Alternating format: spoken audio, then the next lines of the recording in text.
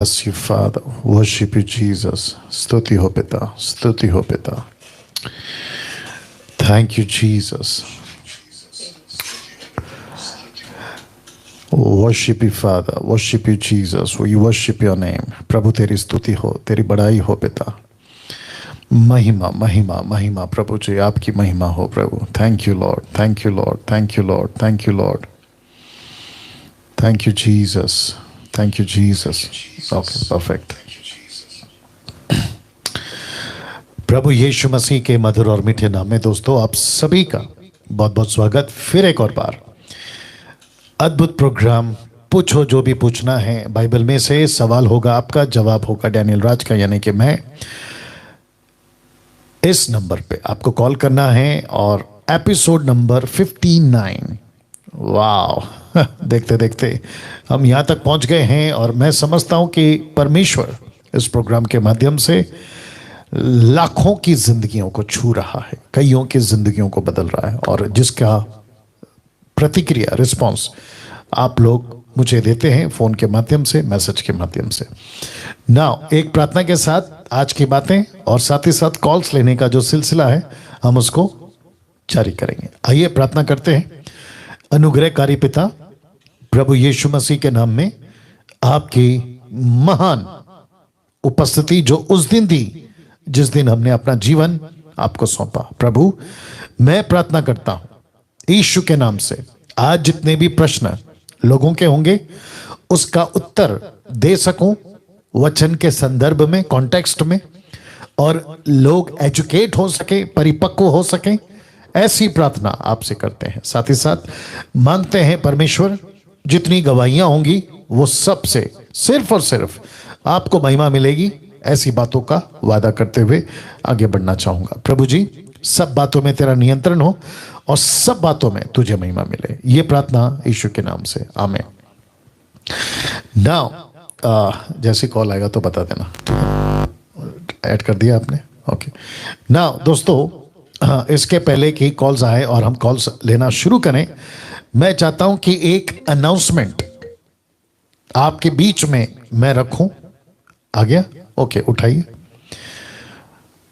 Hello. Hello जी. जय मसीह भैया. जी जी, जय मसीह. मैं यूपी से बोल रहा हूँ, शैलेंद्र कुमार जी. जिला मऊ से. जी. एक प्रश्न है आपसे. क्या क्या? एक प्रश्न है. आपका फोन ठीक कर लीजिए, नजदीक रख लीजिए और स्पष्ट बोलना है, स्पष्ट. एक प्रश्न है जी. रोमियो 16 का 20 से. जी. इसमें लिखा है शांति का परमेश्वर. हेलो, आप आगे बोलिए ना भाई साहब. लिखा है कि शांति का परमेश्वर शैतान को तुम्हारे पांव के नीचे शीघ्र कुचल देगा.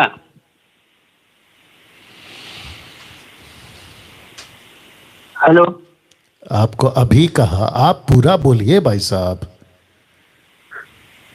रोमियो 16 का 20 में लिखा है शांति का परमेश्वर शैतान को तुम्हारे पांव के नीचे शीघ्र कुचल देगा. ये फिर रुकेगा. उसके आगे क्या, उसके आगे क्या? सर इसका मतलब क्या होता है? इसका मतलब क्या होता है? जी. मतलब ये क्या प्रश्न हो? इसका मतलब क्या होता है? आपने पढ़ लिया ना भैया? जी जी, ये तो मेरे समझ में कुछ आ रहा है सर, लेकिन हमारे जो इधर के कलिसियाएं हैं सर कुछ दूसरा बताया जा रहा है. वही तो पूछ रहा हूं, क्या बताया जाता है? अच्छा, आपका एक प्रॉब्लम है भाई साहब, आप जब बात करते हो ना, आप बीच में थोड़ा सा बोल के रुक क्यों जाते हो? आपका पूरा सेंटेंस कंप्लीट करिए. मैं हर चीज में आपको नहीं करूंगा ना भैया, आप सेंटेंस पूरा करो. यही प्रश्न है सर कि इधर जो शांति का परमेश्वर है ये तो शैतान को तुम्हारे पांव के नीचे शीघ्र कुचल देगा. इसको उठाकर जो लोग इधर प्रचार करते हैं, इधर क्या बोलते हैं कि इधर जो कि पैर रखने के लिए बोलते हैं. इधर किसके ऊपर? इधर ये लोग प्रचार करते हैं कि इधर वो बोलते हैं कि इस बच्चों को उठाकर बोलते हैं कि जिसके अंदर जो साधना है उसके ऊपर अपना पैर रख कर प्रार्थना करो, ऐसा करो बोलते हैं। अच्छा, आप कितने साल से मसीह हैं?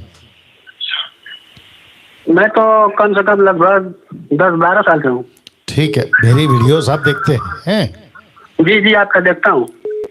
आपका जो पीछे चल रहा है ना भाई, उसको बंद कर लीजिए। बंद है सर, बंद है। नहीं भाई साहब, आपका आवाज आ रहा है उसमें, आपका फिर फोन काटना पड़ेगा मुझे। मैं वापस कह रहा हूँ, जितने भी दर्शक देख रहे हैं, आप लोग डिसिप्लिन को मेंटेन करिएगा। आप जब कॉल करते हैं तो मुझे पीछे से इसी प्रोग्राम की वॉइस नहीं आनी चाहिए।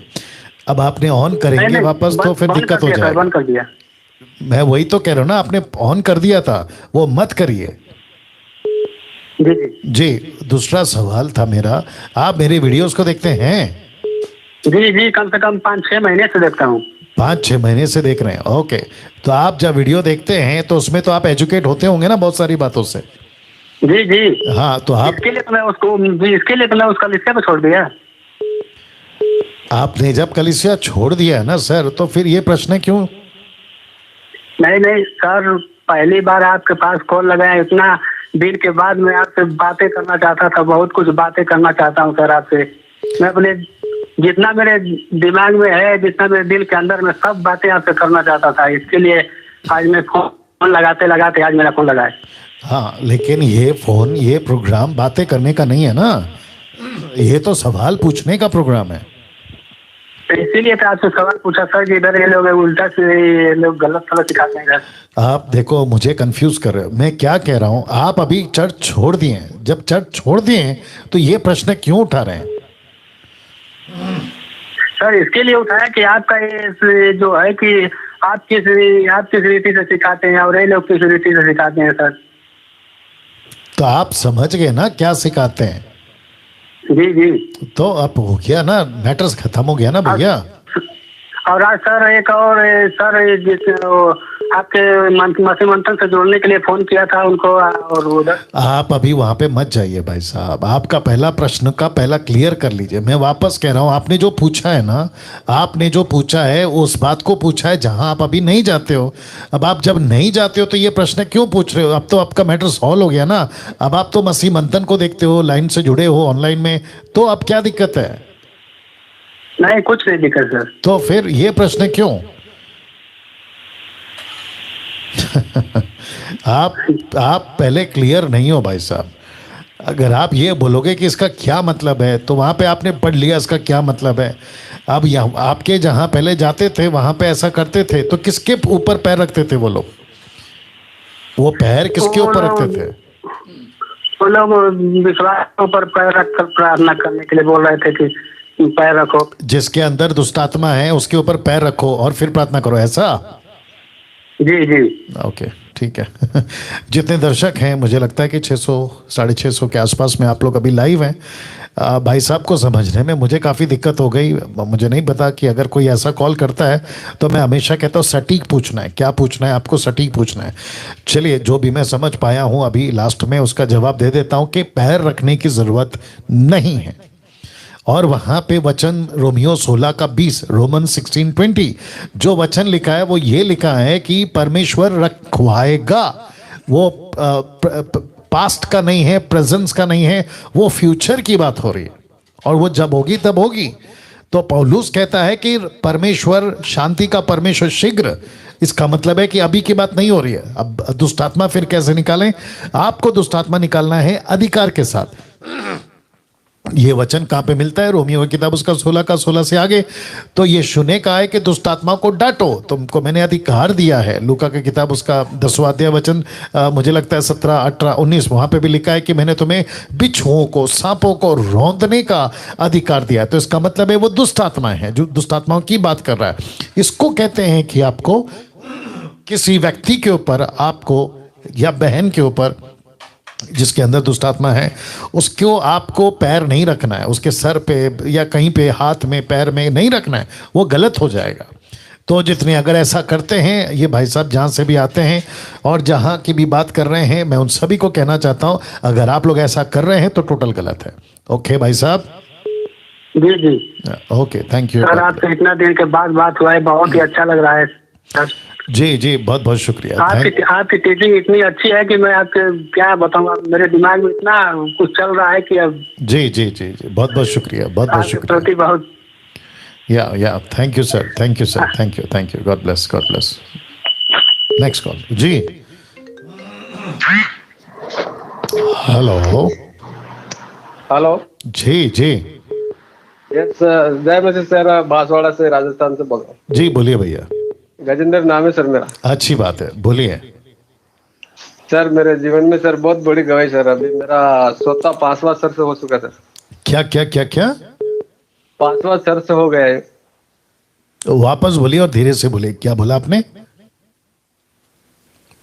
अभी स्वतः चर्च से चल रहा सर मेरा ये चर्च, मतलब पहले जो चर्च में जाता था वहां से बंद होके दूसरी जगह गया और फिर तीसरी जगह गया, अभी चौथी जगह में वहां जाके अटका हूँ।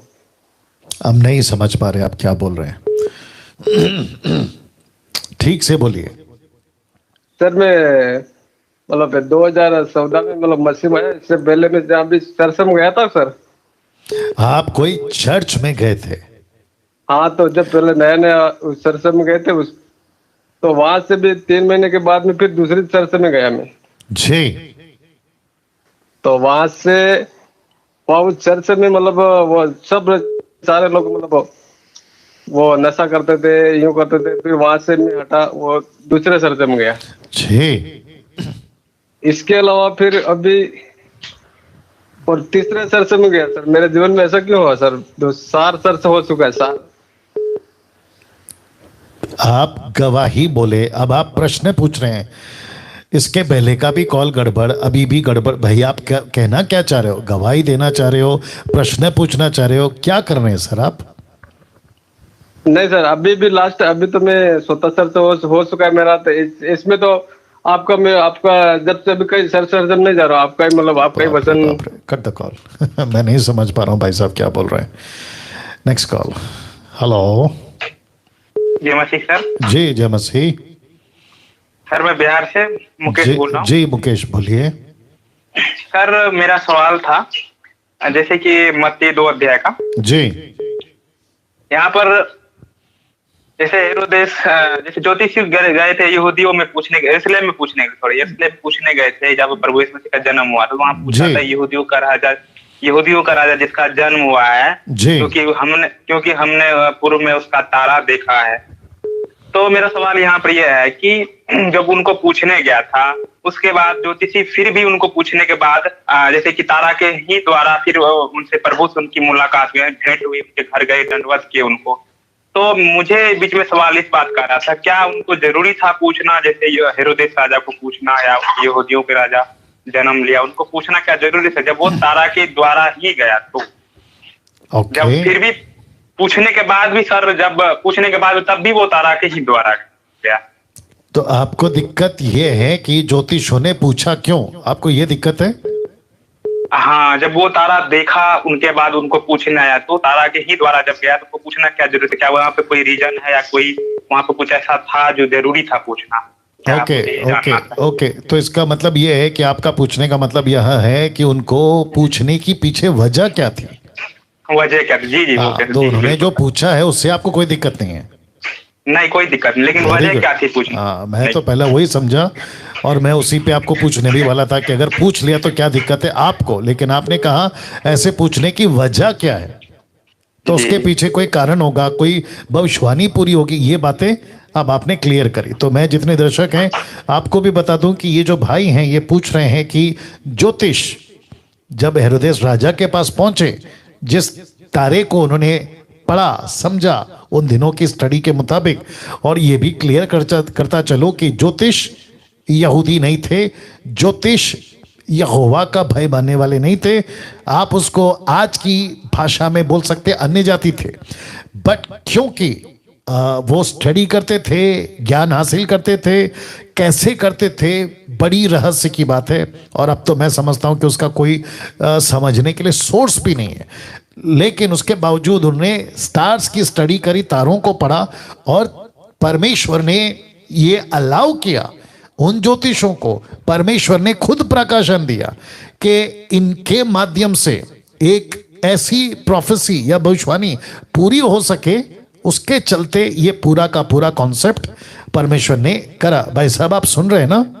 जी सर जी। ओके, तो ज्योतिषों को भेजना जरूरी था। अच्छा, अब मुझे लगता है ये साथ साथ में और एक लेके चलते हैं कि स्वर्गदूतों ने जो चरवा थे गडरिये, उनको फिर क्यों भेजा, उसका भी कनेक्शन होगा।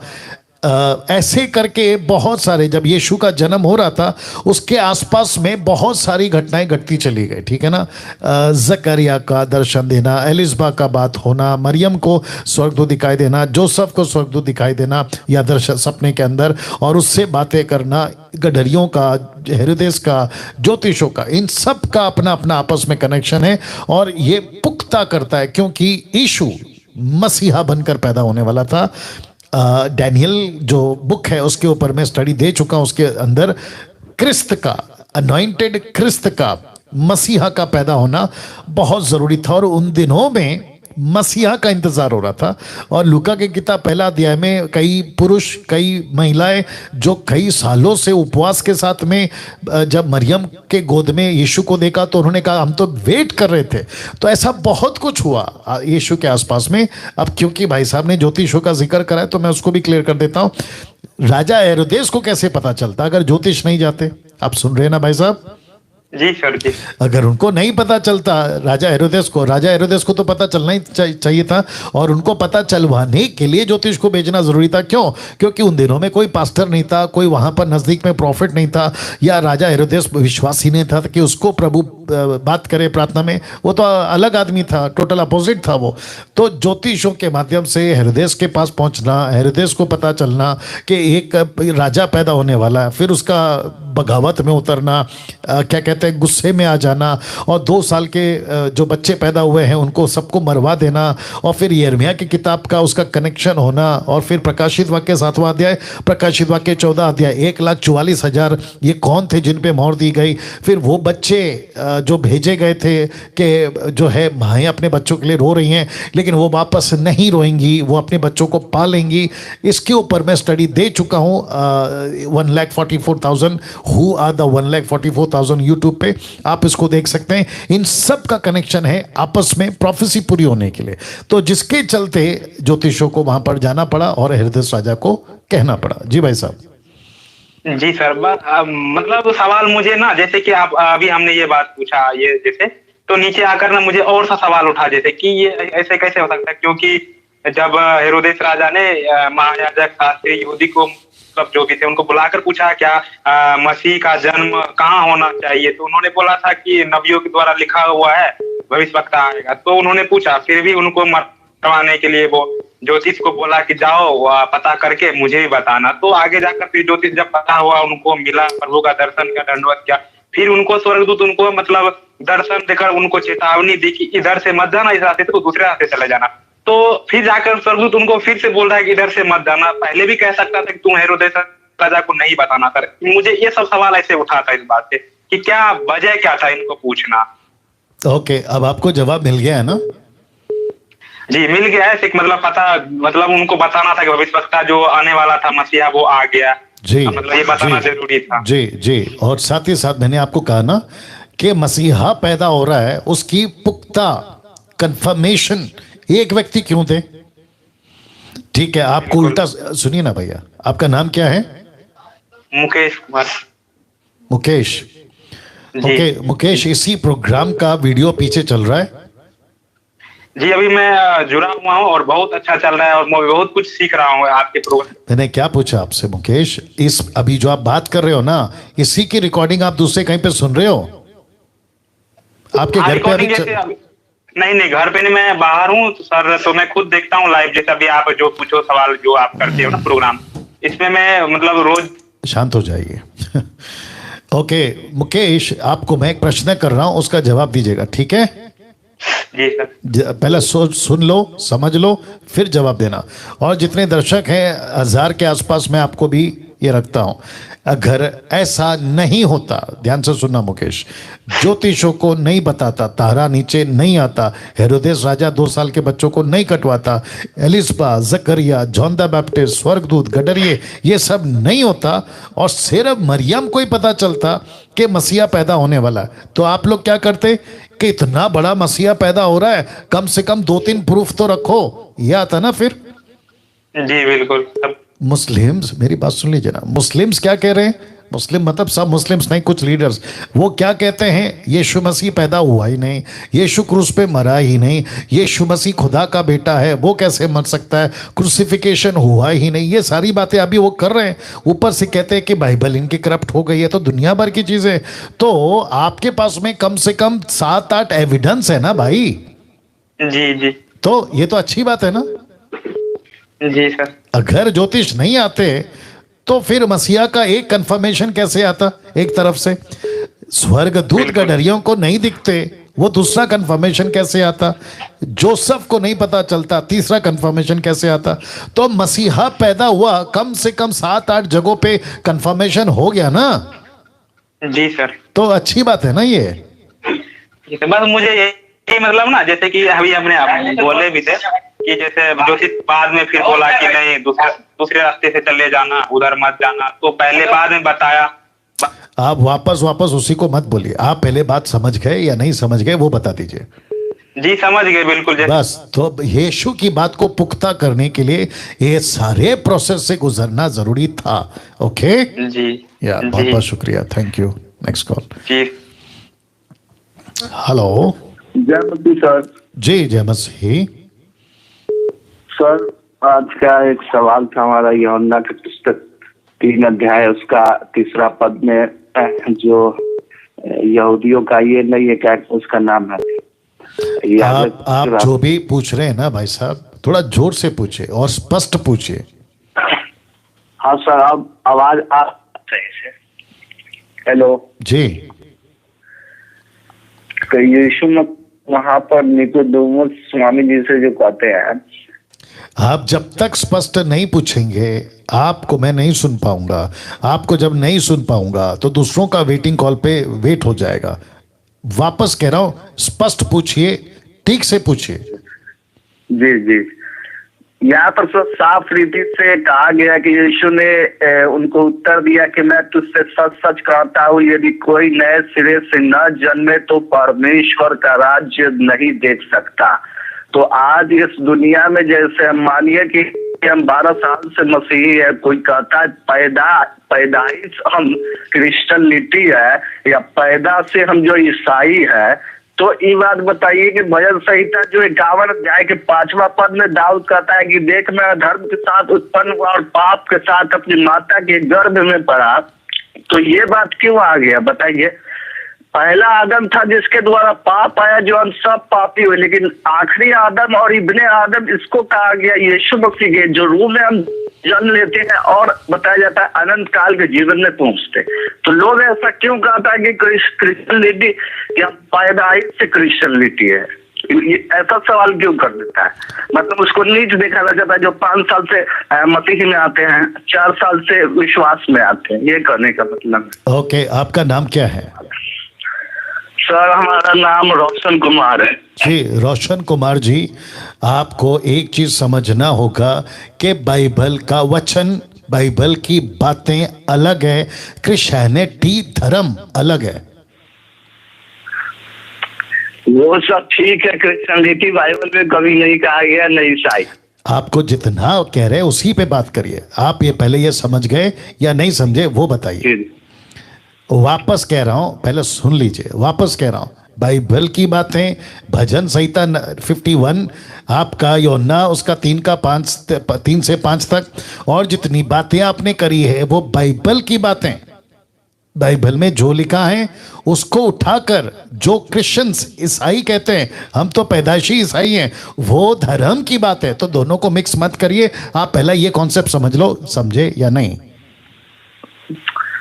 हम नहीं समझ पाए, जैसे पैदाइशी कोई आप वापस कह रहा हूं, क्रिश्चियनिटी और बाइबल अलग है। आप ये समझे या नहीं? जी अल्लाह के वो तो समझ रहे हैं, लेकिन ये नहीं। आप बीच में लेकिन डालोगे तो मैं बात आगे नहीं बढ़ा पाऊंगा। तो वापस कह रहा हूं, क्रिश्चियनिटी एक धर्म है, जैसे हिंदू धर्म, मुस्लिम धर्म, क्रिश्चियन धर्म, ये एक धर्म है। आप जिस बाइबल की बात कर रहे हैं वो क्रिश्चियन की किताब नहीं है। जी जी जी। आपको फिर पूछना, आप समझे या नहीं? ओ हाँ हाँ, समझ गए। आपको समझना ही पड़ेगा। अगर आप नहीं समझोगे तो मुझ जैसे प्रीचरों को और ऐसे प्रोग्राम में आप कॉल करते रहोगे या फिर व्यक्तिगत सवाल करते रहोगे, तो जितने दर्शक हैं उनको भी बता दूं कि भाई साहब ने क्या गलती कर दी। कि ईसाई लोग जो कहते हैं ना हम तो पैदाइशी क्रिश्चियन हैं, तो इनका ऐसा सोच हो गया, इनकी बातों से ये पता चल रहा है कि वो क्रिश्चियन कैसे हो सकता है पैदाइशी, जबकि भजन संहिता 51 कहता है मैं तो पाप में पैदा हुआ, पाप में पड़ा हूं। तो इन्होंने क्या किया है, ईसाइयत को और बाइबल के वचन को मिक्स कर दिया। तो मैं इनको यही समझा रहा, और इनको भी समझना होगा कि मिक्स मत करिए। क्रिश्चियनिटी अलग है। जैसे कोई कहता है मैं तो बचपन से हिंदू हूं, वैसे कोई लोग कहते हैं मैं बचपन से मुस्लिम हूं। कोई अभी ये लोग कह रहे हैं इनके हिसाब से कि कहते हैं मैं बचपन से क्रिश्चियन हूं। तो क्या हो गया, जो बचपन से क्रिश्चियन है इसका मतलब ये थोड़ी है कि उसका उद्धार हो गया है। जी जी। अब आप समझे? जी जी। हाँ, अब आते हैं मुद्दे पे। आ जाओ, आपने जो प्रश्न पूछा है उसका जवाब दे दूं? दीजिए ना जवाब। जी जी जी जी। अब आप शांति से सुन लेना, ठीक है ना? जितने दर्शक हैं 1170 उनको भी बता दूं कि परमेश्वर का वचन बिल्कुल साफ, स्पष्ट, सटीक, क्रिस्टल क्लियर है। जो भी आदम से पैदा हुआ है वो किसी भी जाति धर्म का हो, किसी भी दुनिया का कोने का हो, राजा हो, रंग हो, कोई भी हो, अमीर हो, गरीब हो, रोडपति, करोड़पति, आदम की औलाद है जो भी है। और आदम ने किया पाप, तो उसका जो भी बीज या जो भी संतान पैदा हुआ है, लड़का लड़की या थर्ड जेंडर, जो भी पैदा हुआ है वो पाप में पैदा हुआ है, इसीलिए वो पापी है।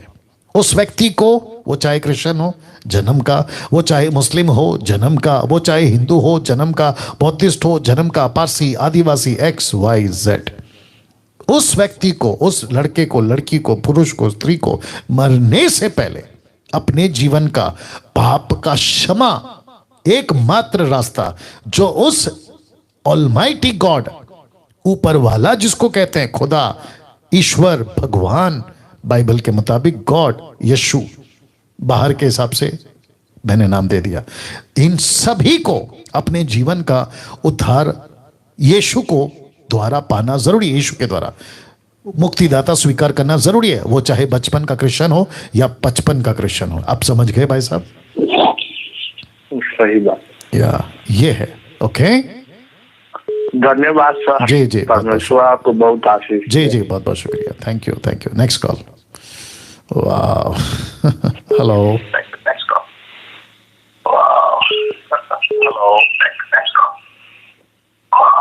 कट करो। हेलो। हेलो जी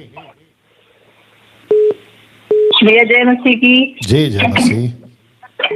हाँ जी, मेरी एक गवाही है भैया। जी, आपका जो पीछे चल रहा है उसको पहले बंद कर लीजिए। हाँ जी, बंद कर दिया बंद। बोलिए। हाँ जी, मेरी एक गवाही है। जब से आपकी वो देखने लगे ना वीडियो। आप बोलते जाइए सिस्टर, मैं सुन रहा हूँ। आप बीच में थोड़ा बोल के रुक क्यों जाते हैं आप लोग? बोलिए। है ना, मतलब पहले जैसे वीडियो और देखती थी, मतलब और किसी की, डर लगता था मेरे को ना, डरती थी। आप जब से आपकी वीडियो देखने लगी हो ना, तो तब से मतलब थोड़ा सा ना वो होने लग गया कि हाँ असली माँ ये चीज है। मतलब जैसे ऐसे हाथ रख के गिराते थे, अब पता नहीं क्या क्या भाषा बोलते थे, तो उनके मन था ऐसा था ये क्या हो रहा पता नहीं। तो सर जब तक आपकी वीडियो देखने लगी हूँ ना, तब तो मतलब मेरे को अच्छा लग रहा है। जी, आप ऐसे ही चलाते रहिए इसको। ओके। और आप कौन से स्टेट से हैं? राजस्थान से। राजस्थान, जयपुर से। ओके, आपने राजस्थान, हाँ जी जी जी, आपने राजस्थान का ग्रुप ज्वाइन कर लिया? हाँ जी। ओके, शुक्रिया। मैं तो जी वीडियो देखती हूँ, और मेरे को ना पढ़ी लिखी नहीं हूँ ना इतनी मैं, तो मैं तो ये यूट्यूब पे ही देखती हूँ। जैसे ही आपका वो दूसरा उस पर आता वो नहीं देख पाती, क्योंकि मैं पढ़ी लिखी तो हूँ नहीं, तो यूट्यूब पे तो आता वो ही देखती हूँ मैं। आप कौन से चर्च में जाती हैं? चर्च नहीं जाते कि हाँ मैं ना क्या है, जब मेरा 32वां तो दिल्ली में होया था। मैं जितना पूछ रहा हूं आपको उतना ही बोलना है। मैं फिर पूछ रहा हूं, आप कौन सा चर्च जाती हैं? यहाँ किसी चर्च में ही जाती थी। बस शांत हो जाइए। आप अगर चर्च नहीं जाती हैं तो इसका मतलब है कि आपको एक चर्च, एक मेंटर या बाइबल शिक्षक की जरूरत है, या जो आपको लीड कर सके और आपको डिसाइपलिंग के लेवल पर ला सके। उसके लिए आप क्या कर रही हैं? कुछ नहीं, मैं तो आपकी वीडियो सुनती हूँ और जो क्या कहते हैं इसलिए तो पूछा था ना सिस्टर कि आपने मसीह मंथन का ग्रुप ज्वाइन किया है। फिर पूछ रहा हूँ, क्या आपने मसीह मंथन का ग्रुप ज्वाइन किया राजस्थान का? नहीं नहीं, मैं तो सिर्फ यूट्यूब पर देखती हूँ जी, मेरे को नहीं। देख रहे हैं आप लोग। आपको ये करना है कि आपको राजस्थान का ग्रुप ज्वाइन करना है, ताकि आप मसीह मंथन के सदस्य बन जाएं, ताकि राजस्थान पे जब हम काम करेंगे वहाँ का जो भी होगा, बपतिस्मा, शादी, मैयत, जो भी आप लोगों को ज़रूरत है, ताकि आप तक भी हम पहुँच सके। इसलिए कह रहे हैं कि राजस्थान का मसीह मंथन ग्रुप ज्वाइन करिए। करवाना पड़ेगा जी, मेरे को आता नहीं ना, मैं पढ़ी लिखी तो हूँ नहीं, कैसे क्या करता है तो वो मेरे को नहीं आता ना। आप मेरा प्रोग्राम देखती हैं ना सिस्टर? हाँ जी। उसमें हम जो नंबर देते हैं ना, 4-5 नंबर देते हैं ना, हाँ उस नंबर पे कॉल कर लीजिएगा, वो आप लोगों को समझा देंगे। ठीक है? अच्छा जी, जो 4-5 नंबर है उन पर फोन करके उस पर समझा दोगे आप? आप जब प्रोग्राम देखती हैं तो उसमें मैं नंबर देता हूं, वो नंबर पे कॉल कर लीजिएगा, वो लोग आपको समझाएंगे। ठीक है जी, ठीक है, मैं कर लूंगी फिर उनको, जैसे हिंदी का मैं बताएंगे तो वो आप उनको कॉल कर लीजिए, वो आपको समझा देंगे। ठीक है सर, पर इसको ना बंद मत करना सर, इसको ना बंद मत करना, चलते रहना, ताकि हमको भी थोड़ी है ना ज्ञान मिलता रहेगा। आपको किसने कहा कि मैं बंद करूंगा? नहीं नहीं, मैं बता रही हूँ, जैसे एक यूट्यूब पर जैसे कई बार आप बोलते हैं ना कि उस पे आएगा, जूम पे आएगा, तो आप जो जूम पे भी करते उसको वीडियो डालते रहना यूट्यूब पे भी, ताकि मेरा जैसी सुनती रही।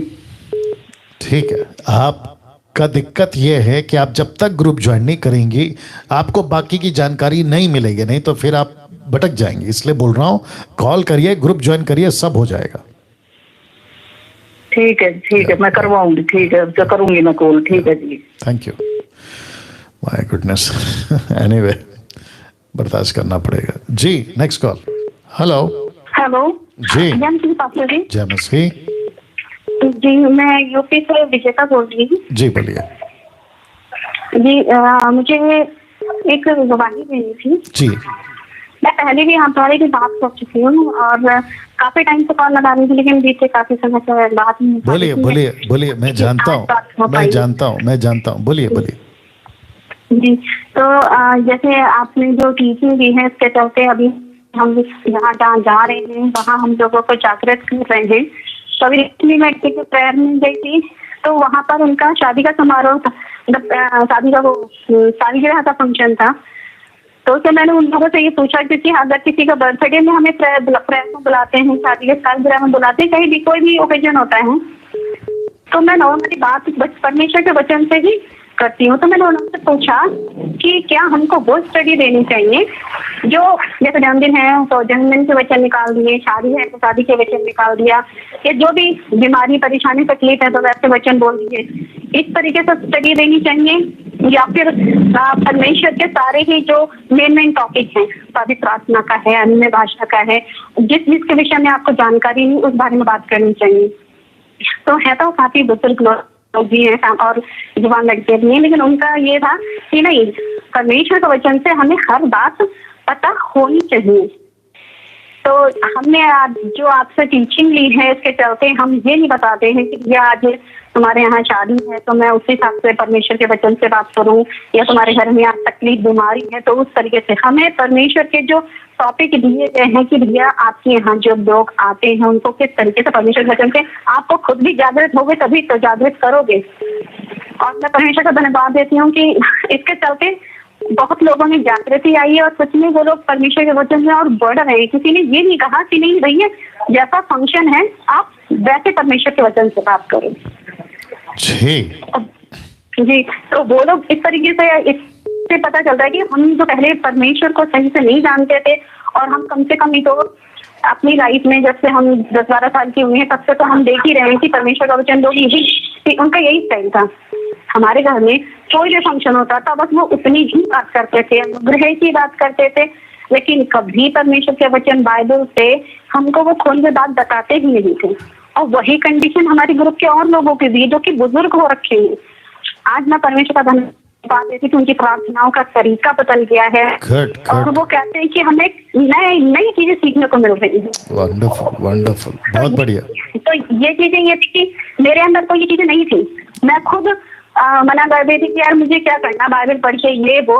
लेकिन जब मैंने परमेश्वर के वचन से और आपसे जो सीखा है, टीचिंग ली है, इसके चलते आज मैं लोगों को समझा रही हूँ, उसके लिए मैं परमेश्वर का जितना धन्यवाद करूँ। जी बहुत बहुत शुक्रिया, बहुत बहुत शुक्रिया। बहुत टाइम से नहीं लगा कि मैं एक बार और बात करूंगी और बताऊंगी कि लोगों में बड़ी जागृति आ रही है। तो बुजुर्ग लोग हैं, थोड़े ही हैं, लेकिन अच्छी जागृति आ रही कि कल को जब वो तैयार होंगे तो बहुत परमेश्वर काम अच्छे से बढ़ेगा।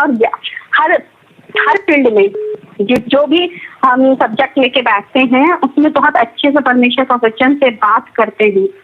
एक समय था कि हम जब प्रार्थना के लिए बैठते थे तो सिर्फ इसलिए बैठते थे कि ज्यादा से ज्यादा गाने गाओ, 15 मिनट का वचन। आज लोग कहते हैं गाने भले ही 2 गाओ, लेकिन परमेश्वर के वचन तो महत्व दो।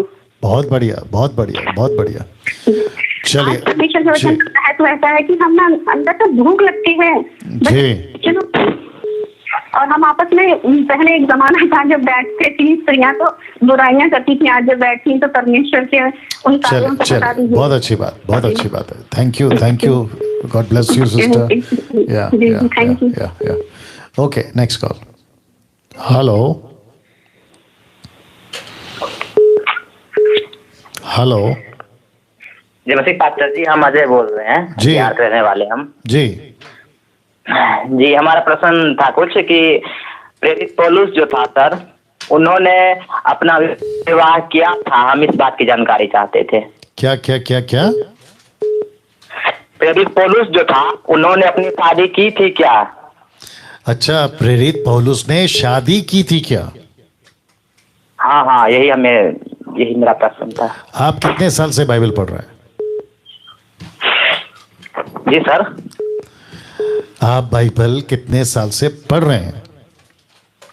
लगभग हम बाइबल बारे में जाने तो बहुत दिनों से, 7-8 साल से, लेकिन ध्यान दिए हैं ये 2 साल से लगभग।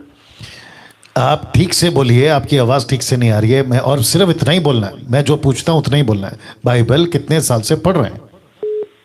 3 साल से सर। 3 साल? जी। और कितना पढ़ते हैं प्रतिदिन, कितना पढ़ते हैं? सर प्रतिदिन तो नहीं पढ़ पाते हैं, अगर कभी मौका मिलता है 2 या 3 दिन पर तो 2-3 चैप्टर पढ़ लेते हैं। ओके, तो मसीह में आके 3 साल हो गए। उम्र क्या है आपकी? सर अभी 27 है। 27 साल। क्या करते हैं आप? नौकरी करते हैं, बिजनेस करते हैं, क्या करते हैं? सर मजदूरी का काम करते हैं। मजदूरी का काम करते हैं, तो इसका मतलब है कि आप गांव में रहते हैं और गांव में मजदूरी का काम करते हैं, राइट? जी सर, अभी जम्मू कश्मीर से हम बोल रहे हैं, तो जम्मू कश्मीर आए हुए हैं। ठीक है, ठीक है, ठीक है। आपने अभी जो कहा ना कि कभी कभी जब टाइम मिले तभी बाइबल पढ़ते हैं, ऐसा मत करो। जी, आपको प्रतिदिन बाइबल पढ़ना है। जी पास्टर जी। ठीक है ना? जितने दर्शक हैं 1180 के आसपास, ये भाई जम्मू कश्मीर से पूछ रहे हैं कि पौलुस ने शादी की थी या नहीं। बिल्कुल नहीं की उसने शादी। कैसे बता सकते हैं? 1 कुरिन्थियों दीजिए, 1 कुरिन्थियों 7:1। पौलुस ने कम से कम 14 लेटर लिखे हैं, 14 लेटर्स, 14 उसके किसी भी लेटर में उसकी पत्नी का जिक्र नहीं है। आत्मिक बच्चों का जिक्र है। आत्मिक मतलब बायोलॉजिकल बच्चे नहीं, स्पिरिचुअल, आत्मिक की बात कर रहा हूं। उसने कभी बच्चे का जिक्र नहीं किया कि ये मेरा शारीरिक बच्चा है, कभी नहीं बोला उसने। ये मेरी पत्नी है, कभी नहीं बोला उसने। बल्कि भाई ने पूछा, इसलिए पुख्ता करने के लिए एक वचन पढ़ रहा हूं। 1 Corinthians chapter 7:1 लिखा है, उन बातों के विषय में जो तुमने लिखी, यह अच्छा है कि पुरुष स्त्री को ना छुए, परंतु व्यभिचार के डर से हर एक पुरुष की पत्नी और हर एक स्त्री का पति हो। पति अपनी पत्नी का हक पूरा करे और वैसे ही पत्नी भी पत्नी को अपनी देह पर अधिकार ने पत्नी का अधिकार है। ऐसे करते करते वो पहुंच जाता है, तुम एक दूसरे से अलग ना रहो परंतु केवल कुछ समय के लिए आपस में, और ऐसे करते करते करते करते हाँ वचन 6 से पढ़ेंगे, ये पूरा पढ़ते पढ़ते 6 में। परंतु मैं जो यह कहता हूं वह अनुमति है ना कि आज्ञा। मैं ये चाहता हूं या मैं ये चाहता हूं कि जैसा मैं हूं वैसे ही सब मनुष्य हों, परंतु हर एक को परमेश्वर की ओर से विशेष विशेष वरदान मिले, किसी को किसी प्रकार का, किसी को किसी प्रकार का। परंतु मैं अविवाहितों और विधवाओं के विषय में ये कहता हूं कि उनके लिए ऐसा ही रहना अच्छा है जैसा मैं हूं। तो ये वचन बताता है 2 जगह पे, मैं जैसा हूं तुम ऐसे रहो।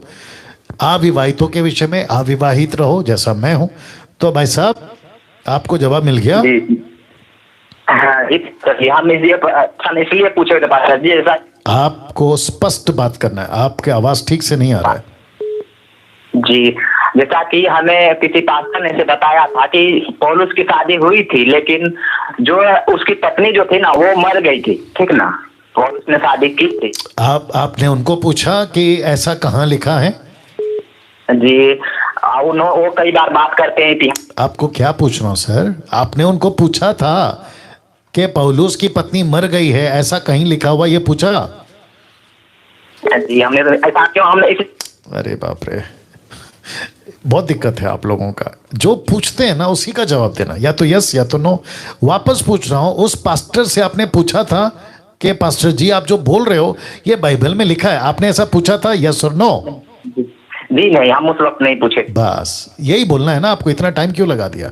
तो इसका मतलब ये है, जितने दर्शक हैं आप भी सुनिएगा, कोई भी व्यक्ति सोशल मीडिया पे, व्यक्तिगत तौर पे, कॉल के माध्यम से, कहीं पे भी बाइबल के बाहर उटपटांग बकवास की बातें अगर करता है, जैसे उसमें से ये एक है कि पौलुस की पत्नी थी और वो मर गई, तो ऐसा लिखित में, राइटिंग में कहीं पौलुस ने जिक्र करा है? ऐसा कई चीजें और भी हैं, जैसे जिब्रिश है, बहुत कुछ है, जुडाइज्म है, यहूदीवाद। पूछना है भाई, कहां लिखा है, पूछना है। ओके जी सर जी। तो बात हुआ जैसे कि हम दोस्तों, देखिए आपने जब नहीं पूछा ना तो उसको छोड़ दीजिए, वो गलत है, वो उसके ऊपर बात मत करिए, दूसरा कोई बात करिए। सर बिल्कुल, जैसे कि उन्होंने पूछा ना, तो मेरा दोस्त है तो उनको मैंने बोला ऐसा था, बोल रहा है वो आप फिर वापस चले गए। मैंने अभी क्या कहा आपसे? ऐसा कुछ नहीं है, और आपको जो है वो पढ़ के बता दिया, पौलुस की शादी नहीं हुई। आगे बोलिए। जी सर, तो सर जो दोनों को मैंने बोला जो, अरे बाप रे, उस विषय पे बात मत करिए भाई साहब, हम क्यों उसके पीछे टाइम वेस्ट करें? दूसरा कॉल उठा सकता हूँ ना मैं, ये चैप्टर को क्लोज करिए। हमसे मैं बात करके शुक्रिया। हेलो, नेक्स्ट कॉल कट करो। हेलो हेलो जी, हेलो जी, जय मसीह पास्टर जी। आपका जो पीछे चल रहा है सर उसको बंद कर लीजिए। जी बंद कर दिया हूँ, बहुत देर से कॉल लगा रहा था सर। पास्टर जी बोलिए। सर मेरा सवाल था, पहला उत्पत्ति का जो पहला अध्याय है उसका सवाल था। जब आदि में परमेश्वर ने सृष्टि की रचना की तो सब कुछ अच्छा बनाया था, परफेक्ट बनाया था। दूसरे वचन में लिखा है कि बेडौल थी धरती और सब सुनसान पड़ा था। तो दूसरे वचन में और पहले वचन में जो अंतर है, ऐसा क्या हो गया था जिसकी वजह से ऐसा लिखा गया दूसरा वचन? ठीक है ठीक है, आप कौन से स्टेट से हैं? जी मऊ से बोल रहा हूँ, यूपी स्टेट से, उत्तर प्रदेश से। यूपी। आपने यूपी का एमएमबी ज्वाइन किया है? जी अभी 2-4 दिन पहले ही ज्वाइन। ओके, आप मेरे को या मेरी बारे में वीडियो कब से देखते हैं, कब से जानते हैं? सर मैं आपको 2018 से मई के महीने से। बस बस बस बस बस, आपने उत्पत्ति की किताब का अध्ययन लिया है? जी हाँ, उत्पत्ति का अध्ययन लिया है। बस अब जरा रुक जाइए। आपने जब उत्पत्ति का अध्ययन लिया है, स्टडी लिया है, तो उत्पत्ति का पहला अध्याय पहला वचन का खुलासा मैंने किया है ना सर? जी हाँ, मैं देखा भी हूँ, थोड़ा सा ध्यान से उतर गया था। तो वापस देख लीजिए। दूसरा वापस देख लीजिए।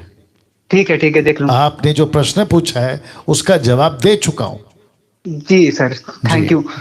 वापस दूसरा सवाल कर सकता हूँ सर? बोलिए। सर मेरा एक सवाल और है कि जब स्वर्ग और पृथ्वी जब सृष्टि बना रहे थे परमेश्वर, तो उस समय सब कुछ परफेक्ट बनाया था जी। और तो जो पाप था, जो लूसीफर है उसके अंदर, वो पाप आया कहाँ से? पाप आया कहाँ से? स्वर्ग, हाँ स्वर्ग में तो सब कुछ परफेक्ट था। स्वर्ग में मतलब सब कुछ परमेश्वर का ही बनाया गया था। लूसीफर भी परमेश्वर की ही रचना है। तो उसके अंदर जो पाप है कि मैं उस परमेश्वर के सिंहासन से ऊंचा अपना सिंहासन करूंगा, वो चीज उसके अंदर आई कहाँ से? मतलब सब कुछ परफेक्ट था स्वर्ग में। ओके बस समझ गया मैं। मुझे लगता है फिर पूछना पड़ेगा, मसीह कब से हैं आप? जी 4 साल से। 4 साल। बाइबल कितना पढ़ते हैं सर? सर 2-3 चैप्टर तो रोज ही पढ़ता हूँ। दिन में खाना कितनी बार खाते हैं? सर वही 3 बार, सुबह शाम रात को। और बीच में मिलता होगा चाय कॉफी, वो भी करते होंगे ना? जी। उसको क्यों छोड़ दिया? राइट। जब आपके शरीर की जरूरत को पूरा करते रहते हो, जब भूख लगे, तो आत्मा की खुराक इतनी कम क्यों रखी है भाई? ज्यादा पढ़ो बाइबल। ठीक है सर। ठीक है, अब आपका सवाल का जवाब दे रहा हूं, लेकिन मैं ये देख रहा हूं, आप ही को नहीं कह रहा हूं, मैं सबको कह रहा हूं कि दिक्कत तब आती है जब बाइबल कम पढ़ते हैं। तो बाइबल खूब पढ़ो। आपको नहीं कह रहा हूं सर, शांत हो जाइए। बाइबल खूब पढ़ो, जितना पढ़ सकते हैं उतना पढ़ो। आपकी जितनी खुराक आप ले सकते हो लेते रहिए, मैं सबके लिए बोल रहा हूं, ठीक है ना? ना आते हैं आपके प्रश्न के ऊपर कि जब परमेश्वर ने स्वर्ग में लूसीफर, यानी कि जब वो स्वर्गदूत था शैतान बनने से पहले, जब सब कुछ ठीक था, तो पाप कहां से आया? यही है ना आपका प्रश्न? जी हाँ, उसके अंदर सब कुछ परफेक्ट था। तो जी मैं जवाब दे दूं सर? जी बोलिए। जी शांत हो जाए।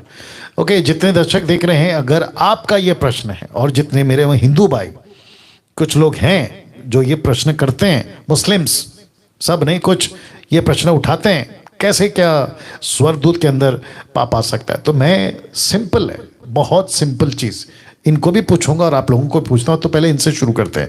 भाई साहब, आप 3-4 साल से मसीह है ना? जी। ओके, आप यीशु मसीह में उद्धार पा गए ना? जी। ओके, यीशु का लहू से आपके पाप माफ हो गए ना? जी। पवित्र आत्मा आपके अंदर है ना? जी। ओके, तो आपको पाप करने से परमेश्वर रोकेगा अभी? जी रोकेगा, बिल्कुल रोकेगा। शाबाश। इससे पता चलता है कि बाइबल की जानकारी बहुत जरूरी है। फिर से पूछ रहा हूं, सोच समझ के बोलिएगा। क्या परमेश्वर आपको पाप करने से रोकेगा? जी हाँ, रोकेगा। अच्छा, आप क्या कहते हैं ना उसको, सिगरेट बीड़ी जहां मिलता है ना, टपरी, वहां पे खड़े हो और आप सिगरेट जला रहे हो, तो क्या परमेश्वर आपका हाथ पकड़ लेगा कि सिगरेट मत जलाओ? जी नहीं। शुक्रिया, कम से कम यहां तो जवाब सही दिया आपने। और दारू के दुकान में गए और आपने दारू का बोतल ऐसे पकड़ के पीने वाले हैं, और परमेश्वर को बोल रहे प्रभु देख मैं पीने जाना रोक दे, ऐसा कुछ करेगा? जी नहीं। तो पहला क्या पूछा था भाई साहब आपसे? यही तो पूछा था ना, क्या परमेश्वर आपको पाप करने से रोकेगा? अब बोलिए यस और नो। जी नहीं रोकेगा। थोड़ा जल्दी बोलना है सर। जी नहीं रोकेगा। तो उसने क्या किया है? आपको क्या दिया उसने?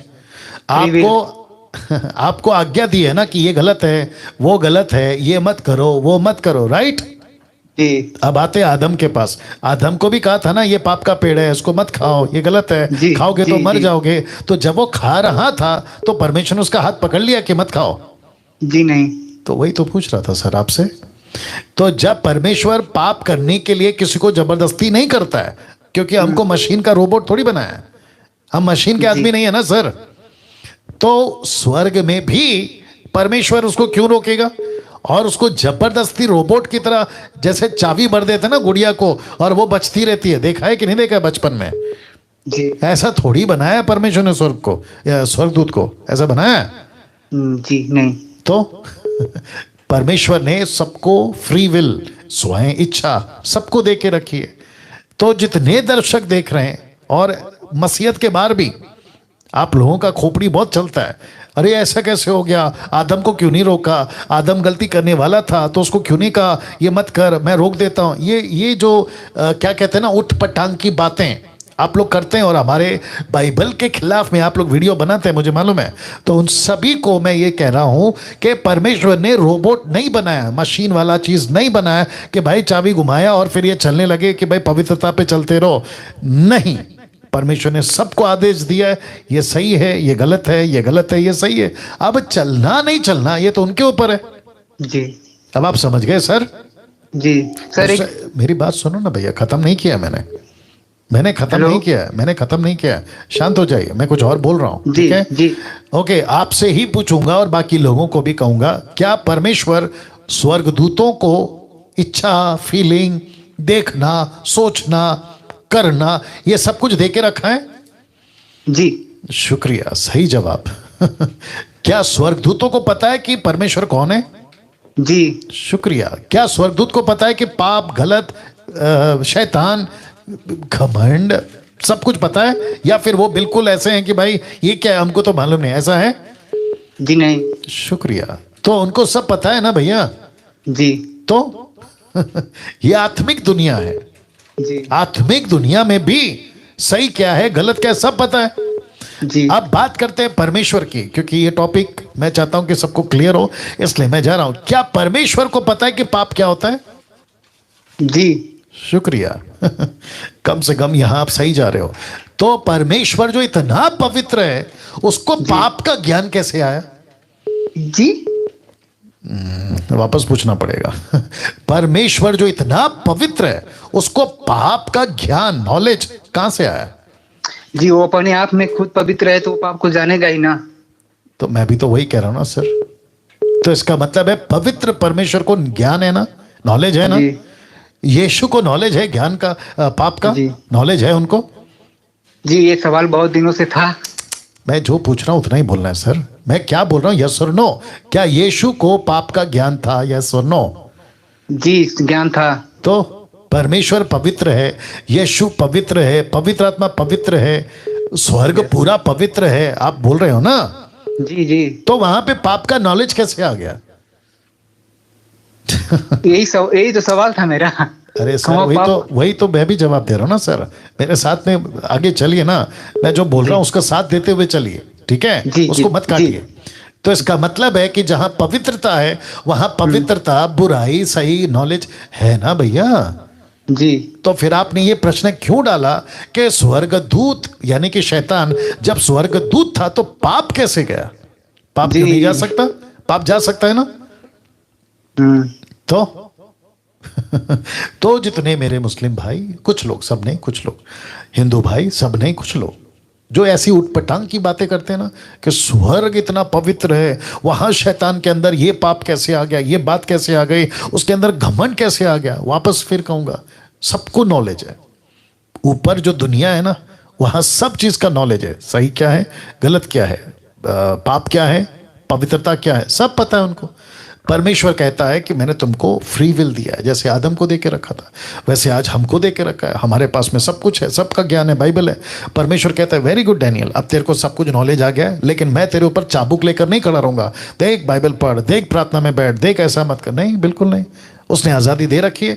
अब चलना नहीं चलना ये आपका और मेरा काम है। आई होप कि आप लोग जितने भी 1400 लोग हैं, आप लोग इस बात को समझ रहे होंगे। जी भाई साहब बोलिए। सर एक और मेरा सवाल था। अरे भाई साहब आप ये पहले पॉइंट समझे या नहीं समझे? जी समझ गया, जी समझ गया। मैं आपको जानना चाहता हूँ क्या समझे, क्योंकि आप एक के बाद दूसरे पे जंप कर रहे हो, ये गलत आदत है।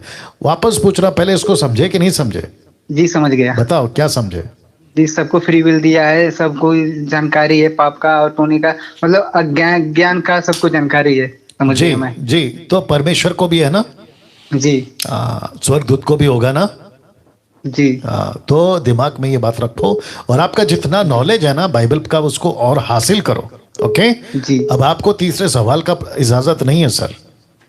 जी, फिर भी पूछ रहे। अरे नहीं पूछ सकते भाई, जब बोल दिया नहीं है तो फिर कैसे पूछेंगे आप?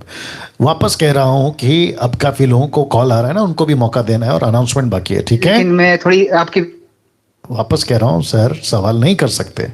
सवाल नहीं है सर। बोलिए। सर मैं आपको मतलब मई के महीने 2018 से मैं आपको फॉलो करता हूँ। जितनी भी नॉलेज मेरे अंदर है ना, सब आप ही का दिया हुआ है।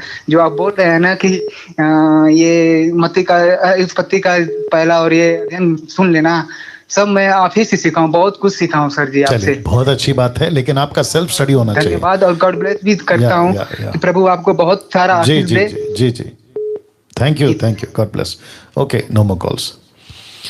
वाह ना दोस्तों, आप सभी जितने भी लोग हैं, अभी अनाउंसमेंट बहुत इंपॉर्टेंट है आज का भी। ओके, मैंने कल कहा था कि हम बच्चों के लिए कुछ करने जा रहे हैं, तो अच्छी खबर यह है कि बच्चों का, जिसको लिखा है कि चिल्ड्रंस संडे चर्च स्टार्ट हो गया है और वो इस रविवार से स्टार्ट होगा। तो मैं फिर कहता हूं कि मसीह मंथन बैठक की तरफ से ऑफिशियली मैं ये अनाउंसमेंट कर रहा हूं कि बच्चों की सभा रविवार के दिन स्टार्ट हो गई। तो जितने भी माता पिता बच्चे वाले दुनिया के किसी भी कोने से आप हैं, आप सभी को ये बता दूं, मैं इसकी वीडियो को एडिट करूंगा अभी और डाल दूंगा, आप तक ये पहुंच जाएगी। और जब पहुंच जाएगी तो अपने बच्चों को तैयार करना, जैसे संडे चर्च के लिए आप तैयार करते हैं ना, बिल्कुल नहलाकर, कपड़े पहनाकर, बाइबल के हाथ साथ, ऐसे आपको अपने घर पे जैसे स्कूल चलता है ना जूम पर, आपको वैसे करना है। तो ये भी चलेगा जूम पर और दूसरा चलेगा फेसबुक पर, तो 2 प्लेटफॉर्म से ये चीज चलेगी। और सिस्टर शर्मिला कामले, जो सुरेश कामले जी की पत्नी है, ये आपका जो है बच्चों का सभा चलाएंगी every Sunday 12:30 PM to 1:30 PM, मतलब दोपहर के 12:30 से दोपहर को 1:30 बजे तक आपको जो है ये लेंगी जूम पर। अब आप कहोगे पास्टर डैनियल, हमको जूम की आईडी कौन देगा? यही सिस्टर देंगी। तो इसका मतलब है कि सुरेश कामले जी अगर आप अभी देख रहे हैं, और अब मिसेस सुरेश कामले जी अगर आप देख रही हैं, यानी कि शर्मिला जी अगर आप देख रही हैं, तो आपको व्हाट्सएप ग्रुप, जो कि मैं बात कर चुका हूं सुरेश भाई से, व्हाट्सएप ग्रुप क्रिएट करना है संडे चिल्ड्रन संडे चर्च के नाम से। आपको व्हाट्सएप ग्रुप क्रिएट करना है और उसी ग्रुप में जो भी कॉल करेंगे कि मेरे बच्चे को मैं संडे क्लास के लिए डालना चाहती हूं या लाना चाहता हूं, तो आपको इस बहन को कॉल करना है और अपने बच्चे को तैयार करना है Sunday to Sunday 12:30 to 1:30 PM, और आपको आईडी जूम की यहीं पे मिलेगी। अगर किसी के पास में, जैसे गांव में बहुत सारे जगह पे या बहुत सारे रूरल एरिया जहां पे नई सुविधा है, तो उनके लिए भी सुविधा है कि फेसबुक। तो बच्चों की जैसी सुविधा होगी वो सीधा फोन पर, लैपटॉप पे, टैब पे, या जैसा ठीक लगे, ऐसी 2 सुविधा, 2 प्लेटफॉर्म हमने दे रखी है, वहां से आप लोग जुड़ सकते हैं। आपको सिर्फ करना यह है कि शर्मिला जी को कॉल करना है और अपनी पंजीकरण, रजिस्ट्री, जिसका कोई पैसा नहीं है, मुफ्त है ये, ठीक है ना, आप इसको करा लीजिएगा। और संडे टू संडे, वापस पीछे जा रहा हूं, Sunday to Sunday children's Sunday church हमने शुरू कर दिया है, तो इनको कॉल करिएगा और आ जाएगा, ठीक है ना। आई थिंक और एक बोलना चाहिए, बच्चों को अभी से परमेश्वर के रास्ते में चलाना। नीति वचन 22:6, प्रोवर्ब्स चैप्टर 22:6, प्रभु के रास्ते में चलाना, ताकि वो बुढ़ापे में भी परमेश्वर के मार्ग पे भाई के साथ में चल सके। ये बात वहां पर आती है। यीशु ने खुद कहा, बच्चों को मेरे पास में आने दो। तो इसका मतलब है कि आज का जो युग है, दुनिया, जनरेशन है, वो बहुत अलग अलग तरीके से कार्टून्स के माध्यम से उनके अंदर क्या कहते हैं ना, एंगर्स को लाना, बदले की भावना लाना, क्योंकि आजकल सब सुपर हीरो टाइप के बच्चे ही पसंद करते हैं। सुपर टाइप का है ना, विलन को मार रहा है, हीरो आ रहा है, उड़ रहा है, एक लात उड़ा रहा है, XYZ, तो ये सब पसंद है। तो इसके चलते वो जब बड़े होते हैं ना, तो उसी एटीट्यूड के साथ या उसी सोच के साथ वो बड़े होते हैं, और फिर हो गया, आप जानते आगे मैं क्या बोलने वाला हूं। तो जिसके चलते हमको सिखाना है यीशु को, यीशु की बातों को, नम्रता को, धीरज को, परमेश्वर के प्रति प्रेम को, सेवा को, मिशन की बातों को, आगे कैसे परमेश्वर का काम करना उसको, ये सारी चीज़ें शर्मिला जी जो है आप लोगों को ट्रेन करेंगी। आपको इसका ख्याल रखना है। ओके, दिमाग में एक आ रहा था, एनीवे। खरी शिक्षाओं की पाठशाला फ्राइडे 1000 लोगों का, सैटरडे 1000 लोगों का। तो थर्सडे नहीं होगा, 500 का नहीं, अभी सीधा 1000 का बैच हो रहा है, ठीक है ना। तो फ्राइडे बैच 1000 का, सैटरडे बैच 2000 का। तो ऐसे करके on zoom school of sound doctrine. और आपको मिलेगा कहां पर इसकी आईडी? ऑफ कोर्स अगर आपने SSD का ग्रुप ज्वाइन कर रखा है तो नीता जी आपको देंगी। अगर कोई अभी जुड़ना चाहता है और आप नहीं है, तो फिर आप जुड़ जाइए, अभी भी स्वागत है, ऑलरेडी स्टार्ट हो चुका है। Friday and Saturday 8 PM to 9 PM आप आइए, कहीं से भी दुनिया के किसी भी कोने से हैं आप आइए और आपका स्वागत है। नाउ हर महीने के पहले संडे, पहला रविवार, हर महीने के पहले रविवार को या पहले संडे को MMB इंटरनेशनल और नेशनल या इंटरनेशनल के साथ जितने भी हमारे सदस्य हैं उन सबके साथ में मैं महीने में एक बार, याद रखिए महीने में एक बार, शाम 7 बजे से आगे आपके साथ मिलूंगा। अब रविवार का पहला संडे क्या है? प्रभु भोज। रविवार का पहला संडे क्या है? मीटिंग। ये आपको याद रहेगा, इसलिए ये कनेक्शन मैंने दिया हुआ है। तो जितने भी MMB के सपोर्टर्स हैं किसी भी माध्यम से, आपको तो जुड़ना ही है। अगर बाकी लोग जो नहीं है, आपका भी जुड़ना है, ताकि हम बाकी बातें आप लोगों से करते रहेंगे, भारत से और भारत के बाहर। मसीह मंथन बैठक से जुड़ने के लिए मैं आपको हमेशा कहता हूँ, जुड़िए। अद्भुत प्रोग्राम, अद्भुत बातें, शिक्षाएं, बहुत कुछ भविष्य में हम करते जा रहे हैं, शिक्षाएं देते जा रहे हैं।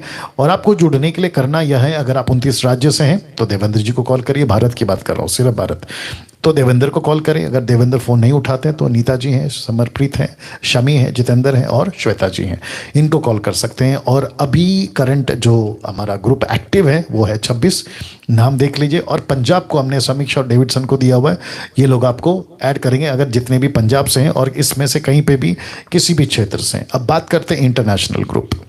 आशा जी को कॉल करिए, एक ही ग्रुप चलता है और इसमें आप लोग जुड़ जाइएगा। कंट्री से, दुनिया के किसी भी कंट्री से, खास करके अफगानिस्तान के जितने लोग हैं, और हम सभी जानते हैं कि वहाँ क्या चल रहा है। तालिबानों वालों ने अटैक कर लिया, कब्जा कर लिया। अफगानिस्तान टोटल एक प्रकार के डर या केओस में अभी पड़ा हुआ है। तो अगर वहाँ से कोई मेरा भाई बहन देख रहे हैं तो मैं आप सभी को कहना चाहता हूँ कि परमेश्वर अगर आपके साथ है, परमेश्वर आपकी ओर है, तो आपका विरोधी कोई नहीं हो सकता, ठीक है ना। और मैं हमेशा कहता हूँ कि हम कब तक के लिए जीने आए? 100 साल तक जीने के लिए नहीं आए, हम परमेश्वर की इच्छा पे जीने के लिए आए। परमेश्वर की इच्छा पे चलते रहें, बाकी किसी चीज़ की चिंता ना करें। प्रभु आपके साथ में है। पैनिक नहीं होना है, मतलब हड़बड़ाहट में नहीं आना है, पैनिक नहीं होना है। मेरी हिंदी शायद आपको अफगानिस्तान वालों को आ रही है नहीं समझ में। पैनिक नहीं होना है, मतलब गड़बड़ी में नहीं आना है। रिलैक्स रहो, प्रभु पे भरोसा रखो, शांत रहो, और खुद भी अपने जो नेबर्स हैं मसीह आसपास में या दूसरे, उनको भी पैनिक होने के लिए नहीं करिए और बुद्धि से काम करिए, ठीक है ना। इसका ख्याल रखें ना। ये सबसे इंटरेस्टिंग है कि इंस्टाग्राम पर MMB है, फेसबुक पर MMB है, और अब जो कि मैं कल आपको इसकी पूरी डिटेल दूंगा, यूट्यूब चैनल MMB का ऑफिशियली, मेरा चैनल नहीं, डैनियल राज का नहीं, MMB का चैनल अभी एक्टिव है। अभी उस पर एक वीडियो मैंने अभी अपलोड किया, अभी थोड़ी देर पहले, शायद 4 घंटा या जो भी हो गया होगा, ठीक है ना। तो अगर आपको नहीं पता था तो मैं रिक्वेस्ट करता हूं, आपको सिर्फ इतना करना है, MMB टाइप करना है। आगे साउंड डॉक्ट्रिन है, लेकिन MMB काफी हो जाएगा। तो YouTube पे अगर सर्च करना है तो MMB सर्च करिए, और मैं रिक्वेस्ट करता हूं कि जितनी तादाद में सब्सक्राइब कर सकते करते जाइए। जैसे आपने मेरे चैनल को बड़ी तादाद में 1.5 साल या जो भी कम 1,96,000 अभी आप सब्सक्राइबर्स हैं, आपने ऐसा बहुत चैनल को सब्सक्राइब किया मेरे, वैसे ही MMB चैनल को भी आप लोग खूब सब्सक्राइब करें। और मैं फिर कहना चाहता हूं कि मेरा चैनल अलग है, MMB का चैनल अलग है। इसमें जितने भी वीडियो बनाते हैं MMB के प्रीचर्स हैं बहुत सारे, इनकी वीडियो ओके, मुझे लगता है कल तो डिटेल में आऊंगा, लेकिन अभी थोड़ा सा बता देता हूं। आप भी याद रखिए, आप भी अगर वीडियो बनाते हैं और आपको प्लेटफॉर्म नहीं है यूट्यूब चैनल का कि कहां पे डालें, सब्सक्राइबर्स नहीं है इतने सारे, तो क्या करें, तो MMB चैनल पे आप डाल सकते हैं। आपको जो कल मैं बताऊंगा वो भाई आपको जो है पासवर्ड देंगे, MMB का जो अकाउंट क्रिएट होना है वो आपको देंगे, पासवर्ड देंगे, आप खुद अपनी तरफ से लॉगिन कर सकते हैं। लेकिन इसको हम पब्लिक नहीं कर रहे हैं। जिस भाई को हमने रिस्पॉन्सिबिलिटी दी है उनको कॉल करना होगा, कल बताऊंगा कि किसको कॉल करना है, और वो आपकी ब्रीफिंग करेंगे कैसे होगा, क्या होगा। उसके बाद ही वो आपको यूट्यूब चैनल पर आपकी वीडियो डालने का हक, अधिकार आपको मिल जाएगा। साथ ही साथ MMB ऐप है, MMB वेबसाइट है, आप इसका ख्याल रखेंगे। विजिट करिए, इंस्टाग्राम को फॉलो करिए। वाह, अभी इंपॉर्टेंट, MMB मैट्रिमोनियल स्टार्ट हो चुका है कल। अगर कोई लड़का लड़की या फिर पेरेंट्स, बच्चे बड़े हो गए और आप जानते हैं कि अभी उनकी शादी की बात आ रही है, तो क्या करें? मत चिंता करिए। MMB मसीह मंथन बैठक A to Z, बच्चे का समर्पण से लेके, बपतिस्मा से लेकर, शादी से लेकर, मैयत से लेकर, डिसाइपलिंग से लेकर A to Z आपके साथ खड़ा है। मैं फिर कह रहा हूं, आपके साथ खड़ा है, ठीक है ना? और जिसके चलते हम मसीह मंथन का हेड ऑफिस मुंबई में और पूरे स्टाफ के साथ इसीलिए इतनी मेहनत कर रहे हैं और इतना भगदड़ कर रहे हैं, ठीक है ना? तो MMB मैट्रिमोनियल स्टार्ट हो चुका है। ब्रदर हर्षद जी को कॉल करना है, ये उनका नंबर है।